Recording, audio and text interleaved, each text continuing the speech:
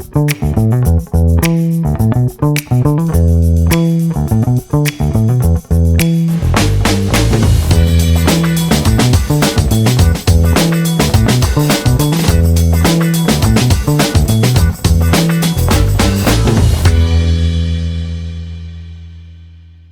and welcome back to another episode of the ThinkerNick podcast. I am your host, Nick Daniels, and I am joined today by Nicola Tyler. How are you? I'm fantastic. Thank you, Nick. That's good. How are you doing in South Africa? How's your weekend? Great. Long weekend here in South Africa. Gorgeous weather. I did a little bit of a community bike ride yesterday for Heritage Day, which interestingly is a day to celebrate King Shaka Zulu. I didn't actually realize that. Oh, really? Okay. And then subsequently, originally it was proposed to celebrate Shaka Zulu, and then it became known as Heritage Day. And then there was an initiative to get it known as National Braai Day. So lots of people on Heritage Day celebrate their cultures and have what's called a braai here in South Africa. Yes, also known as a barbecue in the rest of the world. Yeah. I wish I could have a braai. That'd be awesome, especially the rugby's on today. So in today's episode, we are going to dive into what makes a good logo. But now we're not going to give any sort of criteria. What we are going to do is just speak about our experience with creating our own logos. Okay. So the first question we want to answer, I'll pose to you, Nicola, is where do you start? When you're looking for a logo, where do you even begin? So there's elements to a logo, isn't there? There's like what it looks like, the icon, and then there's the name, what it does. So I often looked at that, when you look at Twitter, the stream, the feed, the tweets, and the little bird. I think that's a very powerful example of what great current logos and branding can look like. But I think it also depends on your industry. So if you ask the question, what kind of business are you in? Some businesses are business to consumer. So you market a product to a large number of people. Good consumer businesses obviously attract a wide range of consumers. And then you've got what's called business to business. So in my world, pretty much all of my career, I've always been in business to business. So the logos that we've developed have been, how do you develop a logo that appeals to an organization? So you can look at big brands around the world in professional services and what do they look like? And often they say what they do. So in a professional services firm, if you think of lawyers, I don't know why I keep referencing lawyers, but lawyers often have the names of the partners, the founding partners in their title. And then over years, they might abbreviate that to the initials of those founding partners. So in South Africa, there's a law firm called Edward Nathan Sonnenberg. But when you look at their logo, it's ENS. Lots of businesses over the years of professionally accounting and professional services like lawyers start with the names of the founders and then they become abbreviations. I'm quite a fan of business names that say what you do, particularly in professional services, because I don't want to have to guess that that's what you do if I'm looking for a professional service. I think on the consumer level, and Twitter, even though it's a service brand, it's not a product. You don't pick up a mug that says Twitter. It's something you experience online. So it's a digital consumer brand. I think that's quite powerful, but you can also be quite novel in that space. So, Nike and the Nike swoosh, it's an iconic brand, but I don't actually know what Nike means, or Nike, or however you want to say it. Coca-Cola is probably one of the biggest brands in the world. And now it's just so iconic. You can almost just see the outline of the letters and you know what you're buying. Yeah. That's awesome. And you pretty much answered what my next question was going to be, and that's, should your logo tell a story? And this was a lesson that I learned recently because I started this podcast with you, and then we tried to well, I tried to create a logo. I just went online to a free logo site. I didn't do any research. I didn't look at anything. And I went on and I created a logo with some help from my sister. In fact, she actually created the logo, and I really liked the logo, but I didn't put any thought behind the logo. And then we spoke to a professional, whom is one of Nicola's friends. And he was like, listen, guys, what is your brand about? First, he asked, what is it about? What are you doing? We told him we're doing a podcast.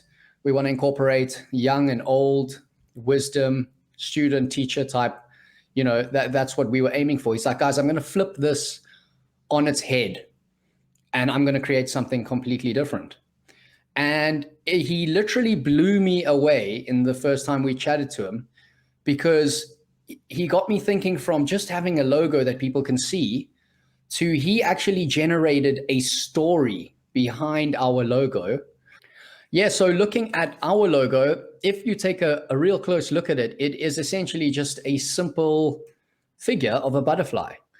And now the thought process behind that and the story that tells is that we have the young, the old. We started this podcast because we wanted to think different, create ideas, share stories.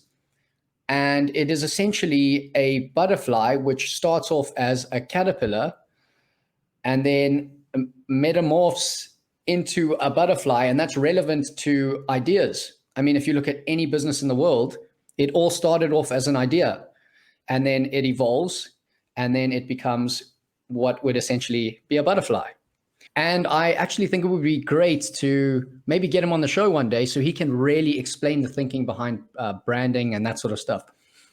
I find I'm a very action-oriented person. I like to get things done.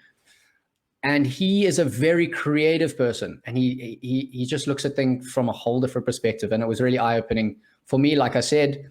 And it made me kind of realize that I need to put a lot more thought into my next step whenever I do take a next step with regards to anything in life. So that's a lesson that I've learned just in the last week, which is great. Awesome. So, I mean, it's a great thing that you've done to take the lesson and to reflect on that and to bring it back to life. And my experience of working with creatives is giving feedback is quite a sensitive process. So we can see something that we like, and then we see something that we don't like. And it's how do you give feedback to a creative mind? Because it's much easier to criticize than it is to praise. So if you're working with a creative person and they're helping you design your logo, don't underestimate the amount of thinking that has gone into their design process. They say, here's 3 options, and you go, like it, don't like it, that's shocking, what was he thinking, etc., etc. But actually a good brand architect, somebody who really knows that there's got to be, as you said, a story behind this, has done an awful lot of thinking to get to that point. So the sensitivity of feedback is try and find value before you seek judgment. Try and say, this is what I really like about this logo. And then say, how about we do this? Not, why are you doing that?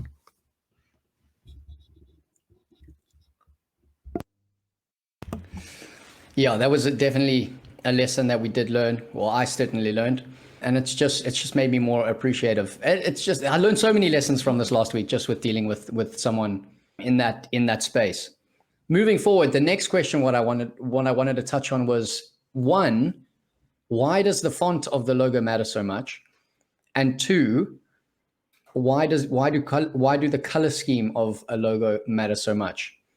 And briefly, what I've learned from this week is that it all kind of comes down to trademarking when it comes to font. Because if you go into Word, for example, on Microsoft, you go to Microsoft Word, you take a font from there, you cannot trademark that, or that can be replicated easily by a different brand. And that makes your brand very easy to replicate. So one of the lessons that I learned this week and talking to our brand designer was, how can we take this font and change it and create it so that it's ours? So Nicola, do you just want to touch on that process? Yeah, so thanks for that question, Nick. I often see this as tweaking something.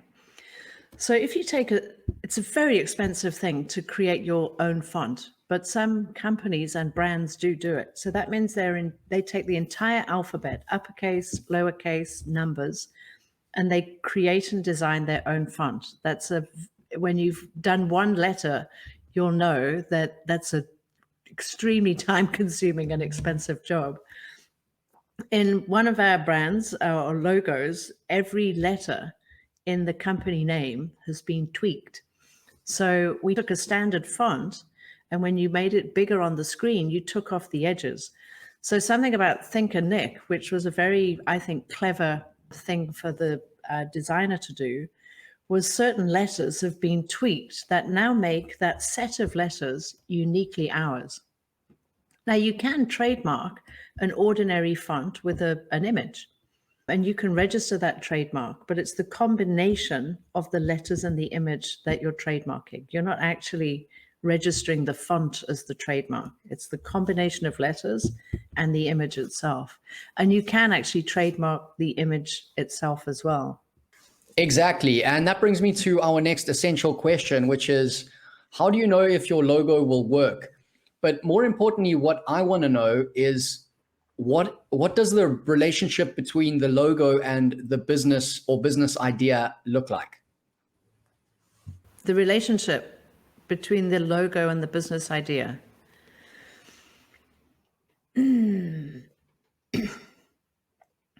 That's a tricky one. Because if you think about it, some logos are just the company name. There's no icon. So if you think of Deloitte, a consulting firm, there's just a green dot at the end. So it just says Deloitte dot. PricewaterhouseCoopers, which is now known as PwC, jiggled all their letters. So instead of having all the letters in a straight line, I think it was like Times Roman. It was a very simple typeface, but all the letters were just not straight. That was PricewaterhouseCoopers. So there doesn't always have to be an image attached to your logo. But I think when you move into the consumer space in particular, that's where images over time become significant. So, but there are also, I think of De Beers. De Beers as a logo is the letters. But then if you think of a chemical company, I think of Shell and, the icon of the Shell, or BP and the sun. So there's not a one size fits all, but I think your point around a story is incredibly valuable.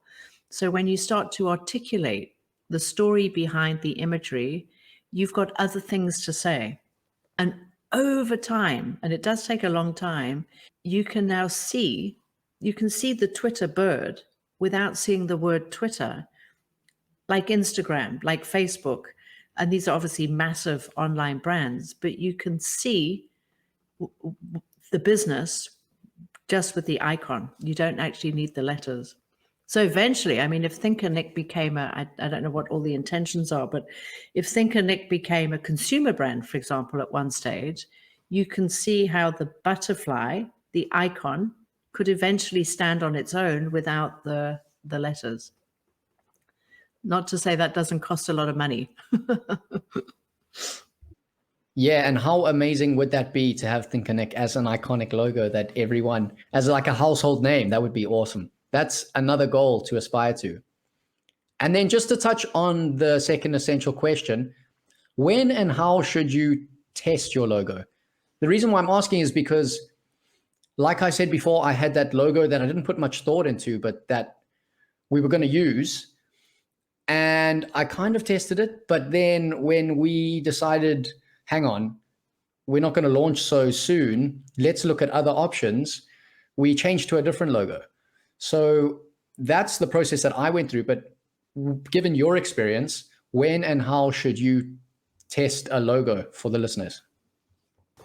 The processes that I've been through in terms of testing logo design, often it's a reflection of the personality of the person. So there was one person I worked with, Andre, just a brilliant guy. It would be super for you to interview him one day.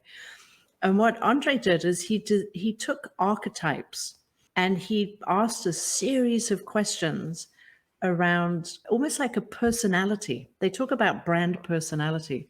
And he asked questions around brand personality. And it was a very intimate conversation about what does it stand for, what's important. And at the end of this process, we ended up with a description of a person. It was like, if somebody bought from your business, who would they be? If somebody was employed by your business, who would they be? What are their values? What's important to them?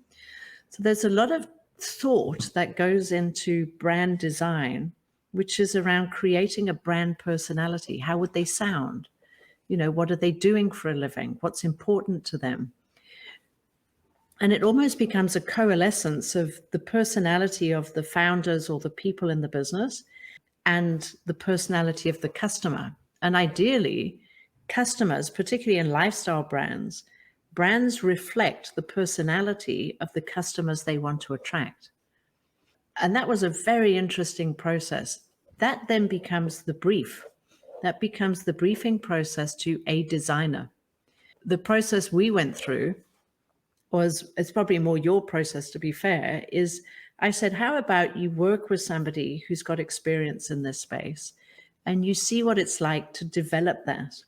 We didn't do a formal brand personality exercise. It might still be worth doing, but at least it opened your mind to, you know, the story behind what could be in a brand.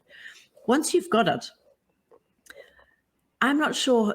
There are companies out there that do massive testing. Does this work? Does that work? Does this work? Does that work?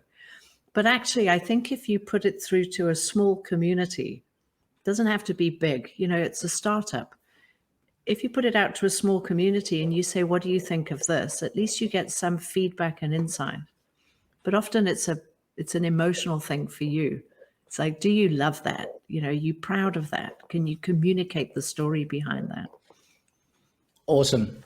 And you touched on testing there, which leads me to the third and final question for this podcast. If you are not seeing success with your logo, what can you do? That's a good question.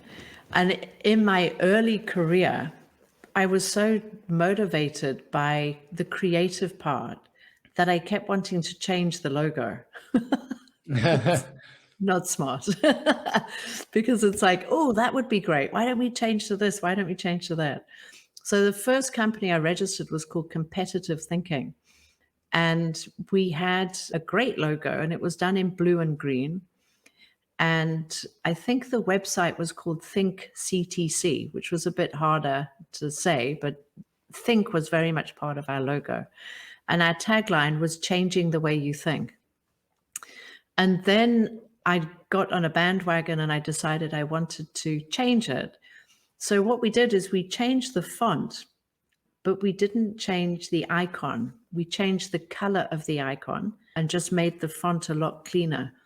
And that was the first time that I got exposed to proper brand design. I worked with someone who was a brilliant creative mind. And she actually came up with what was then the final logo for Competitive Thinking. So my sense is you shouldn't change it too much and too often. You can tweak and improve it, but if you keep changing your imagery, it just, you're losing traction in your market.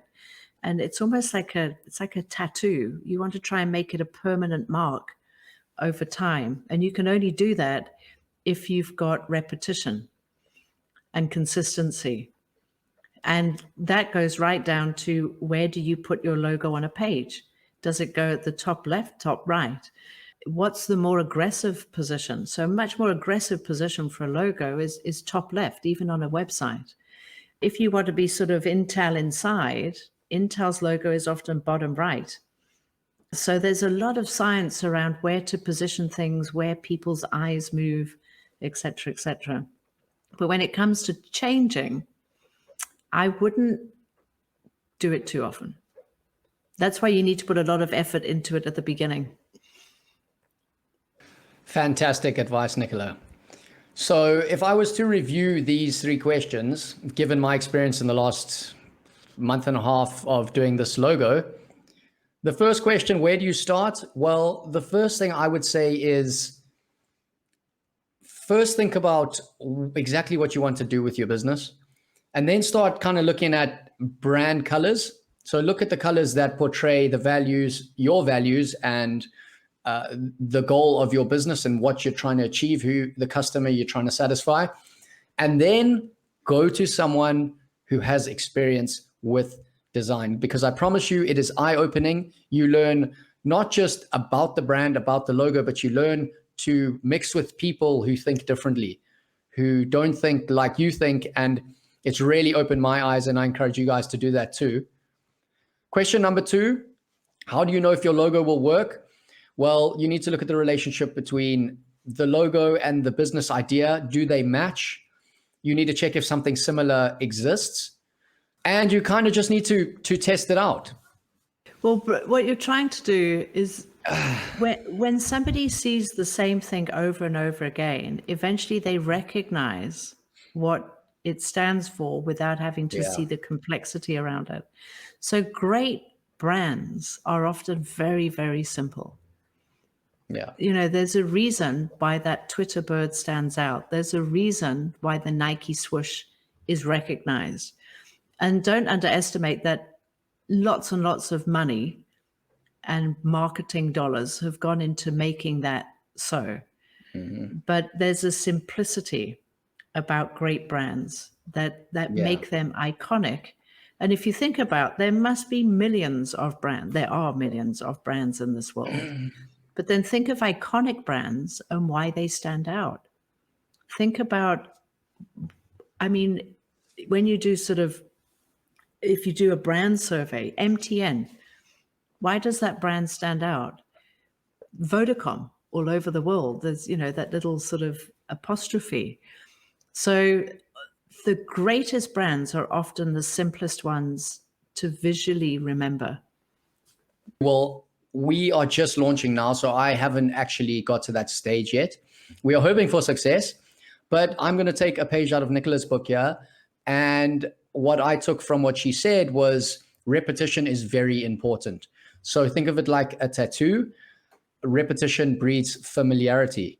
So people need to see the brand to become familiar with it. So if it's maybe not working in the beginning, tweaking slightly, that could work, but sticking to your guns and going for it seems like the best option to me. Nicola, just before we finish off, is there any advice you'd like to give to someone who is looking to create a logo for their business? Yeah, I'm a big fan of working with someone that knows what they're doing.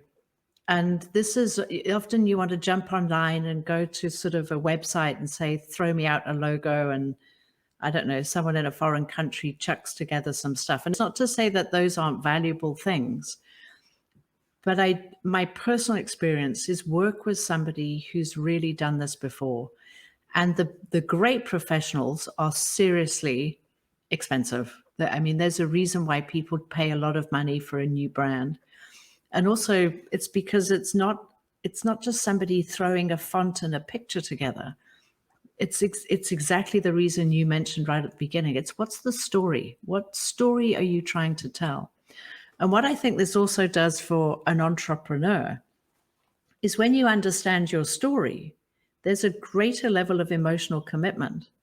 So when you're engaging with customers and you're explaining something like, where did our logo come about? Or how did it come about? Or what does it mean?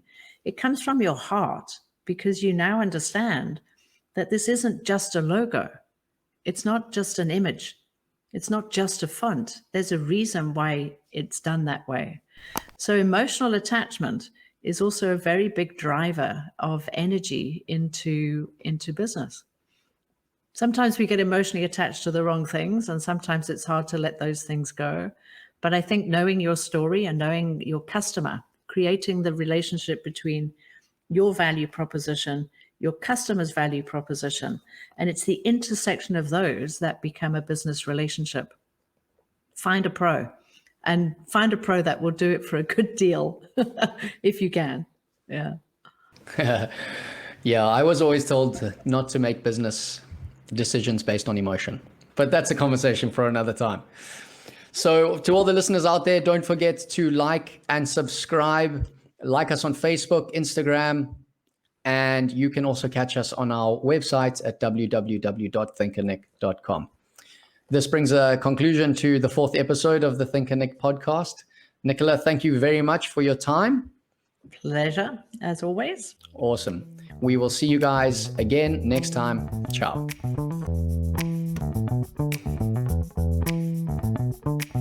For more news and content about ThinkerNick, go to www.thinkernick.com or visit our Facebook or Instagram pages at ThinkerNick.